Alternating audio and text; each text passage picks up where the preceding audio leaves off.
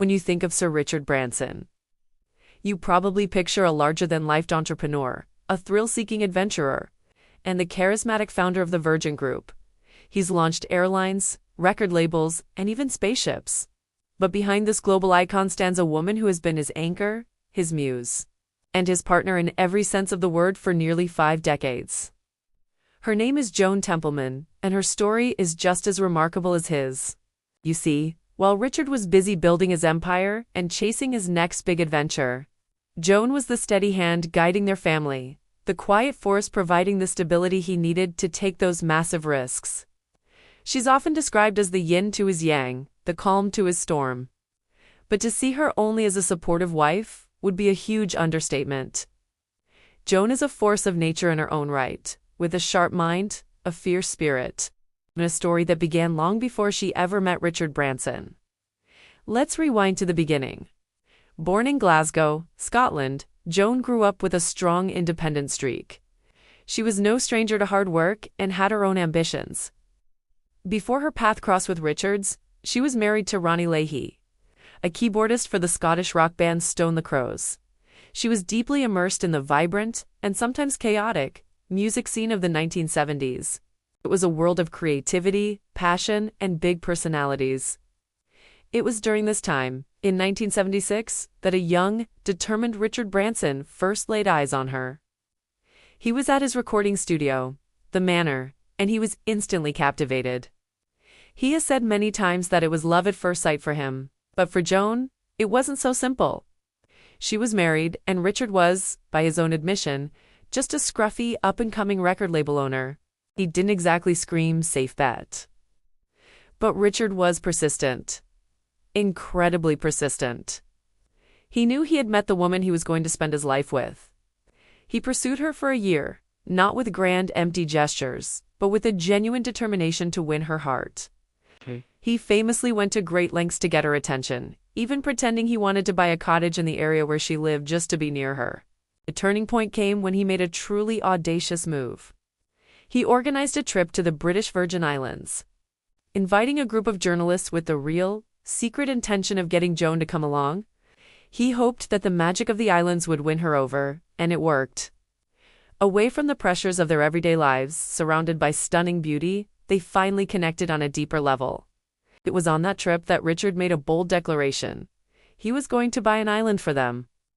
Everyone laughed, thinking it was just another one of his wild dreams. But Joan saw the sincerity in his eyes.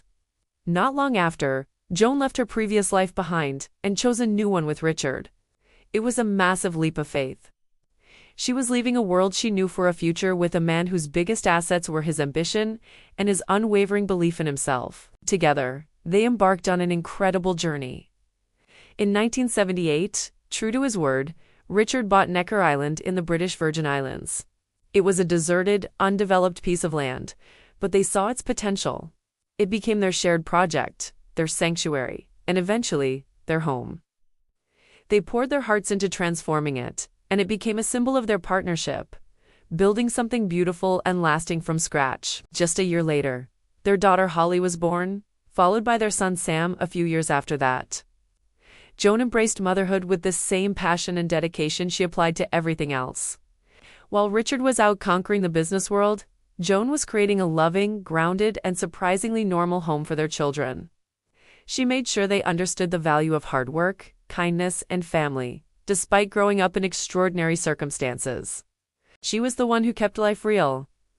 When Richard was attempting to cross the Atlantic in a hot air balloon, a terrifying and life-threatening endeavor, it was Joan he called.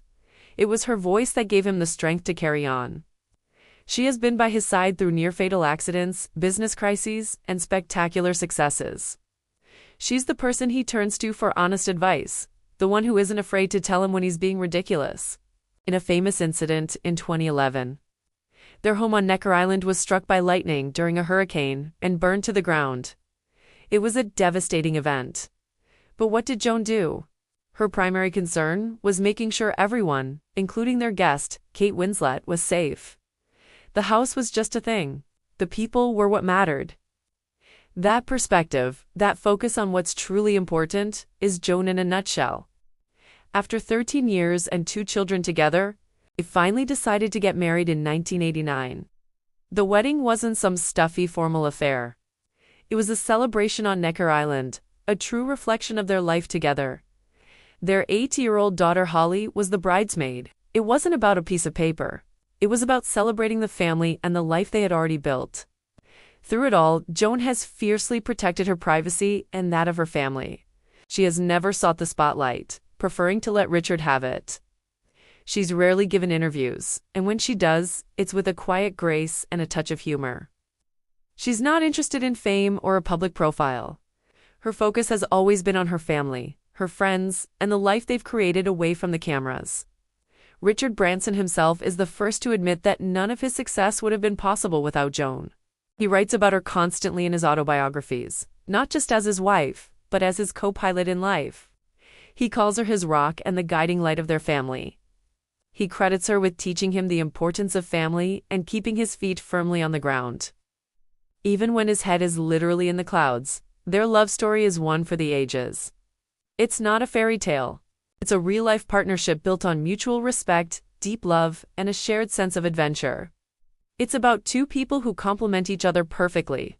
He's the kite, soaring to incredible heights, and she's the steady hand holding the string, giving him the freedom to fly while ensuring he never gets lost in the wind. So next time you see Richard Branson launching a rocket or announcing his next grand venture, remember the incredible woman standing with him. The woman from Glasgow who took a chance on a dreamer, who helped him build an empire, and who created the loving foundation that made it all possible. That's the legacy of Joan Templeman, the quiet, powerful force behind one of the world's most dynamic men. Thanks for watching. If you enjoyed this, look behind the scenes, don't forget to like this video. Subscribe to the channel and hit that notification bell so you don't miss our next story. See you next time.